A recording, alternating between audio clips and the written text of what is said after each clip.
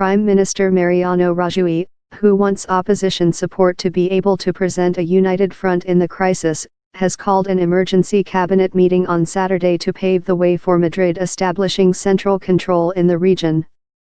The government would not confirm whether January elections formed a part of the package, with Rajoy saying only that the measures would be announced on Saturday.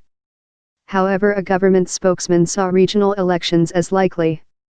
The logical end to this process would be new elections established within the law, said government spokesman Inigo Méndez de Vigo at a weekly government press conference.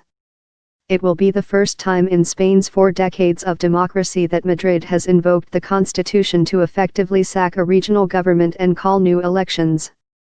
Head of State King Felipe used a prize-giving ceremony in the northwestern region of Asturias to indicate support for the government and affirm the unity of Spain, of which he said Catalonia is and will remain an essential part.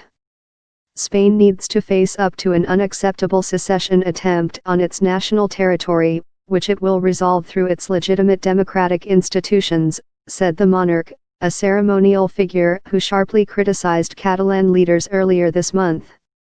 Rajoy wants as broad a consensus as possible before taking the step, which has raised the prospect of more large-scale protests in Catalonia, where pro-independence groups have been able to bring more than 1 million people out onto the streets. Catalan leader Carles Puigdemont, a former journalist who is spearheading the secession campaign, has refused to renounce independence, citing an overwhelming vote in favor of secession at a referendum on October 1. Regional authorities said around 90% voted for independence, though only 43% of voters participated. Opponents of secession mostly stayed home.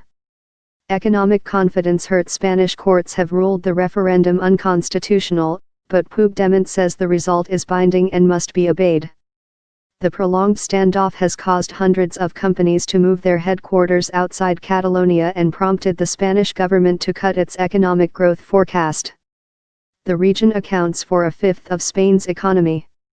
The uncertainty surrounding the future of the region has rattled the euro. On Thursday, European Union leaders including Germany's Angela Merkel and France's Emmanuel Macron offered their support for Rajoy at an EU leaders summit in Brussels.